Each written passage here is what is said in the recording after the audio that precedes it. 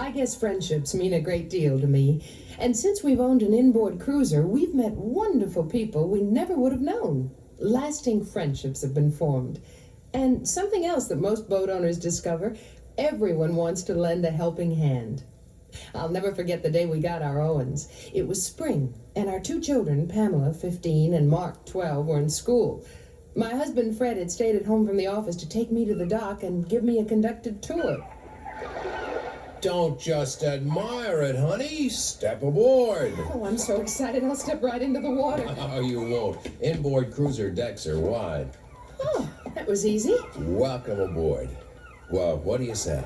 Oh, it's so beautiful I could shout. Well, go ahead, honey. This is a fun boat. It's so big, so luxurious. It's big, luxurious, and roomy, all right, but not too big to handle. Well, for you, maybe. You heard what the Owens dealer told me. Enjoy being skipper while you can. The little lady will take over, same as with a family car. Oh, he was teasing. But one thing I do know. What's that? Before I take the wheel... See, you're plotting right now. Oh, silly. What I'm trying to say is I want some opportunity to practice. Do you remember what George said he did when he got his Owens cruiser? You mean about practicing? To find a quiet spot along the dock and keep starting out and coming back to the dock. It's all a matter of confidence. Well, I'm sure it is. Well, what do you want to see first? Oh, the galley. I can't wait to see the galley. Okay, let's go below. Oh, what a nice, bright cabin. The galley. How do you like it, madam? Oh, I do. It's so complete and conveniently arranged. Fred, look at all this storage space. A real man-sized icebox. 2-burner stove and a giant-sized stainless steel sink. Oh, Fred, up till now we had to depend on cold meals and a picnic basket. But you just can't imagine how wonderful a woman feels when she sees equipment like this. A dinette that converts into sleeping quarters, and a dream kitchen. A dream galley. Oh, you and your terminology. Just because you've completed a power squadron course. Yeah, and read that big book over there. Take a look at it. Piloting Seamanship and Small Boat Handling by Charles F. Chapman. An authority. He's publisher of Motor Boating Magazine. His book was the textbook for the USPS course I took. Everyone refers to Chapman's. Well, I can see my reading is cut out for me. Turn to page 7 to 9. Oh, there's some wonderful illustrations in this book. All kinds of references and nautical terms, too. So I see. Oh, Fred, there's so much to know. Yeah, but you don't have to learn it in a day. Honey, piloting a boat is like driving a car. Millions of men and women are doing it. But if you didn't have rules, you'd be in all sorts of trouble. I suppose so. Once you learn the rules, there's a whole new world waiting to be discovered. With an inboard cruiser like this, you've got a baby that will perform, and I do mean perform. The Baroness, as they call it, has a 185 horsepower V8 engine that guarantees power and economy, too. Hydraulic controls make it as easy to run as power shifting in a car.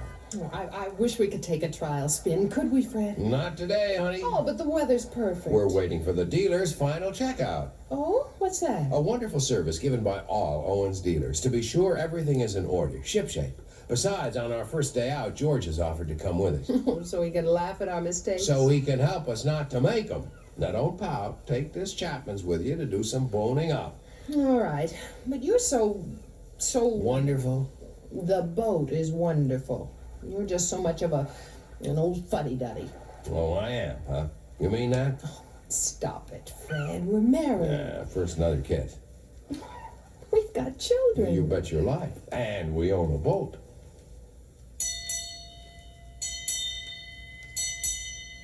Yes, we do own a boat. And what a boat. In the days ahead, we were to learn a great deal about the ease of operation of our inboard cruiser, its safety features, and the pride and enjoyment that a good boat can bring. Meanwhile, Chapman's book had all the answers, a gold mine of information. I kept studying it every spare moment during the day and even into the night. Honey, listen, Rules please. of the road. A boat approaching from the right, from dead ahead, to 2 points abaft the starboard beam has the right of way.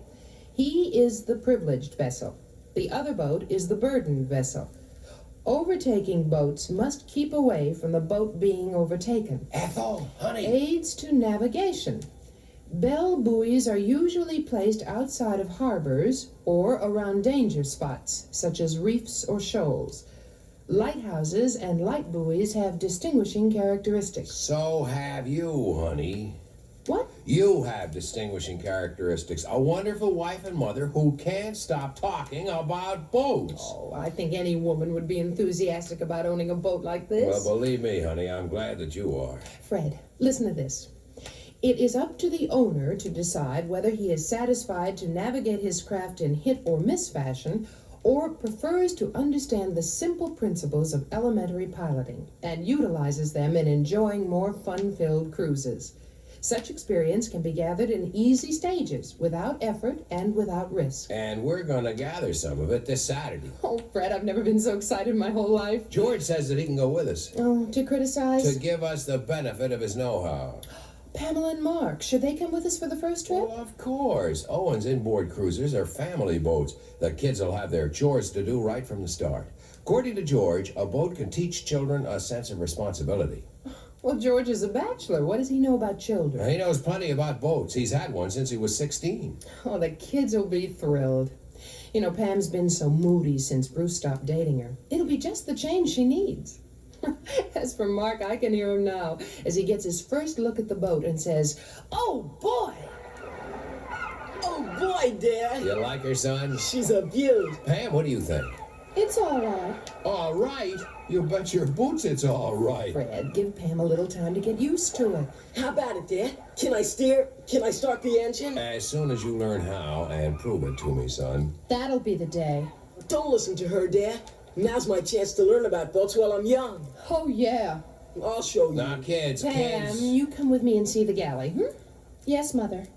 Out of my way, Mark. I'm going downstairs. Downstairs? Anyone knows it's called below. Right, boy.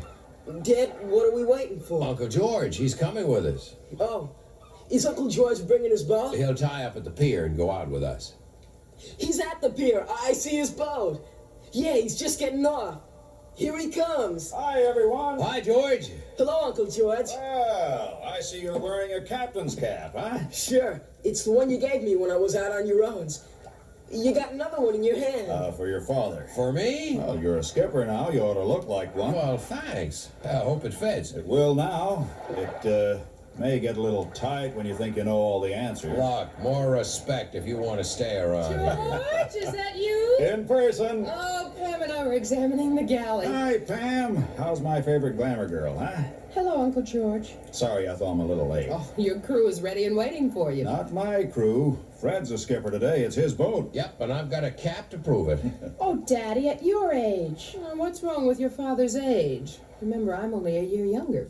Well, let's stop yakking and get going. Okay, how about it, George? Shall we get underway? Well, first a few questions. Yeah, I know. Have we checked our equipment? Yep, everything is in order. Life preservers? One for each of us. Fire extinguishers? The Baroness is fully equipped. Also, I've checked the bilge for gas vapors. Oh, the power squadron taught you real well. Daddy loves to impress us. Well, why shouldn't we be impressed? Well, now let's see. Everyone on board knows how to swim. Sure, I got a life-saving badge. Braggart. Mother. Yes, dear. Show me around the cabin. What a kook! Stay on deck. Don't you want to watch us get underway? I didn't speak to you. Mother, what do you say? Okay, forward of the galley. dear. Forward, get her. You'll find comfortable beds. Oh, I mean bunks. Oh, Mother, may I take a nap? Well, if you wish, dear, but it seems odd at a time like this. Thank you, Mother. What's troubling Pam? Blamed if I know. She's been in bad humor ever since she got up. Well, I thought she liked boats. Why, when she was out on It's mine... not really the boat. She's just a sourpuss. Now, that's quite enough from you. The truth is, there's a new boy down the street, and she had a date with him to play tennis. Oh. You mean she'd rather play tennis than be on this boat? Now, don't get excited, dear. She's at a difficult age. Yeah, difficult for everyone else. I warned you. Okay, Mama, I'm through talking. Mark, you come with me. I'm going to teach you how to raise the colors. Swell. Fred, as skipper, you're supposed to assign duties to the crew. Yeah, I know. We'll be right back. Well, Skipper, I'm yours to command. Okay, honey, your duties are cut out for you. That galley is yours, and you'll have a hungry crew to feed, but we'll all do the dishes. Oh, nothing to it. I've got everything ready. You know, a woman doesn't have to be a galley slave on a boat like this. Cooking is so easy, she can take her turn at the wheel and really enjoy it. Yeah, but I want Pam to help you. It'll be good for her to learn the ropes. I'll call her when we need her. Oh, shh, here she comes now. Pam, I thought you were taking a nap. It's too quiet. It's boring around here. Aren't we ever going to start? Well, honey, the skipper is assigning our duties, and then we'll get underway. Here, Pam, take this. What is it? The ship's log, a permanent record of each trip that we make in this vessel. It'll be your duty to make the entries. Very important, Pam. Oh, I'm sure it is. And later in the voyage, you'll have responsibilities for stowing away cushions and other gear, setting the table. Sounds like we were home. Well, what's wrong with that? All the comforts of home and all the excitement of the sea. Dad, we put up the flag. Good, good. Do we leave it up for the whole trip? The yard ensign flies from 8 a.m. to sunset. We'll be home before sunset. Anyway, I'll help take it down. Dad, what else can I do? What? See those lines over there? The ropes? Mark, on a boat, they're called lines. Okay. You'll keep them neatly coiled. Sure, Dad. What else? You'll hose down the boat to keep it clean. A well-maintained vessel keeps its value, not to mention its pride. What else? Oh, you're a glutton for work. A show-off. We'll teach you to tie knots and hitches. A temporary knot which serves the purpose of an eye splice is called a bowline. Lines of equal size may be joined by means of a square knot. Lines of unequal size by a sheet band. That's hard to understand. Well, I'll illustrate it later when we have plenty of time. How are things coming along? Everything is shipshape, right, George? Just one thing more. This is our chart for today's run. Gee, it looks like a map for buried treasure. No, just a guide for a safe, happy day. Every skipper of a small boat should chart his course before he gets underway. He should know exactly what navigational aids he's looking for, where he's heading, and how he plans to return. Pam, Yes, Uncle George? have you noticed that some buoys are painted black and some red? Yes, but I don't know which is which. Well, in going out of the harbor, the black buoys are on the right and the red buoys are on the left. And when you return, is it the opposite? Right. Now, a good rule for remembering is 3 R's. What are they? Red, right, returning. Oh, that is a good way to remember. Red, right, returning. Uncle George, how about the compass? Well, a compass is a very important instrument, Mark. A skipper must learn how to use it and steer by it. You see, fog is not too disconcerting when one knows where his boat is headed. Well, no sign of fog today. It couldn't be more perfect. Yeah. Okay, George, I've turned on the blower, and I've also lifted the engine hatch to check the bilge. The blower? You operate that before starting the engines. It's to clear the bilge of possible gas fumes. Oh. Gee, we're moving. We're underway. Yes, we are. Oh, isn't it exciting? There's a wonderful breeze. Oh, it nearly blew the chart away. Don't let that happen. Now, I want you kids to study that chart and to understand exactly where we're heading at all times and why it was plotted that way. We'll do just that, Uncle George, on one condition. Oh? What's that? Stop calling us kids.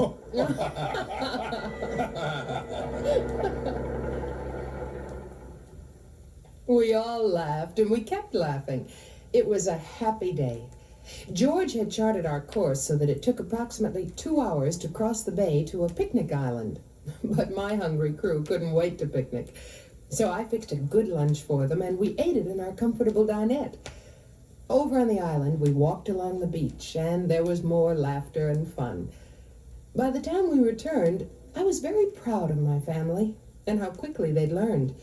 I was happy at the new spirit of togetherness that the boat had brought about. And George was pleased at our progress and said that before long we'd be ready for an overnight cruise. Funny thing, each of us wanted to share our experience with someone else. Mom, can I bring Tommy along the next time we go out? Well, we'll see, dear. Oh, Fred, I can hardly wait to tell the club members about our cruiser. The girls will all want to come out on it. I'll be using it myself on Tuesday. Thought I'd take a client for a short cruise. Give us a chance to get away and talk some business in peace and quiet. Daddy, next Saturday, is it all right if I invite Larry? Larry? Yes, dear. He's the new boy down the street. Oh. I think Larry might enjoy boating as much as tennis. Oh, I'm sure you could sell him on it, Glamour Girl, now that you've sold yourself. Well, George, we're all grateful for your help. Oh, yes, George. It's been a happy day. Well, just continue to follow the simple rules of good seamanship, and the Baroness will provide you with many more such happy days. Now, how about a quick review of what we learned? Mark, I'll start with you. Yes, Uncle George. Tell us some of the equipment that should be on board. Fire extinguishers, Right? What else? a life preserver for each person, Mm-hmm. and a radio of some type. Very good. Now, Ethel, Yes, George? looking from the stern, what do we call the right-hand side? Oh, now one is starboard, the other port. The right hand is the starboard. Correct. And as you mentioned, the left is the port side. Mm-hmm. Pam, Yes? Mark said that a radio should be on board. Why? The weather signals. That's why Daddy borrowed my transistor. Exactly. You see, it's important to be able to tune in on weather reports. Eventually, it may be worthwhile installing a radio telephone. Oh, the family can give me one for Christmas. Good idea. Now, Fred, Yes, George. can you tell us the length of a nautical mile? 6,080 feet. Oh, I'm glad you knew that, dear. I wouldn't. Well, just wait till you join the Women's Auxiliary at the Yacht Club. You gals will know all these things. Mark, how would you describe a small boat compass? It's a magnet Attracted by what? by the North Magnetic Pole. All right, Ethel. Now let's see if you know this one. What's the difference between tide and current? Uh-oh. Oh, George, I knew it would be a hard one. No, I'm stumped. Well, tide is the vertical rise and fall of water of the sea. Current is the horizontal flow. Oh, well, I've learned something. Uh-huh. All right, Pam, here's one for you. To keep from marring varnished decks and to prevent slipping, what sort of footgear should be worn? Rubber soled? Right, non-skid rubber-soled footwear. Fred, Yes. what term does seamen use for the speed of a nautical mile per hour? It's called a knot. Correct. And how many statute miles, as we know them, on land, are there in a nautical mile? Why, I think it's 1 1/6. You think right. That U.S. Power Squadron course you took should be proud of you. Uncle George, are you proud of all of us? I am, Mark. Well, the truth is, we owe it all to Chapman's. Yeah. Mark, you learned something about knots. Now, what's the term for a temporary knot which serves the purpose of an eye splice? The bowline. Bowline is right. The bowline and the half hitch are the most important knots. George, are you going to touch upon proper conduct and courtesy? I don't think we've covered that. Yes, Skipper, I have some questions on that subject. But first, I want to ask Pam if she knows the fundamental object of the rules of the road. I suppose it's to prevent collisions. That is absolutely right. And in case of a collision at sea, each vessel must stand by until it's definitely certain that the other vessel is out of danger. And remember, a boat approaching your boat from the right-hand side has the right-of-way. Ethel, Present. on this subject of proper conduct, what's the rule concerning garbage? Never throw garbage overboard. Wait and dispose of it ashore. Right. Fred, is a vessel legally responsible for damage caused by her wash? Yes, one must be careful of both wake and wash. Go slow by small boats and stay away from sailboats. Right. Mark, do you remember the 3 R's? Oh, I do. Why didn't I get that question? We're saving an easy one for you, Pam. Well, Mark? Red, right, returning. When you're returning to harbor, the buoys painted red are on your right. When you're going out, look for the buoys painted black. And where are they? Which side? On your right, going out. Fine, Mark. A perfect answer. Okay, Pam. Yes, Uncle George? Suppose your boat was passing someone who was water skiing. What special care should you take? Be careful not to get in his way. That's right. Driving a boat is like driving a car. Be courteous. Go slow in the harbor. Watch the legal limits for speed. Now, Ethel, here's one for you. No, just saving it up for me, huh, George? That's right. The breadth of a vessel is called, Oh, I read that in Chapman's. I should remember. It's the beam. you do know your Chapmans. Fred, what's the distance and depth of a fathom? How many feet? 6. Right, Skipper. And that completes our review. Are you surprised at how much you've learned in a short time? Well, pleased, but not surprised. Today, more and more American families are learning what fun it is to own an inboard cruiser and to master the simple rules of seamanship. Inboard cruisers are built for family fun. So, welcome aboard.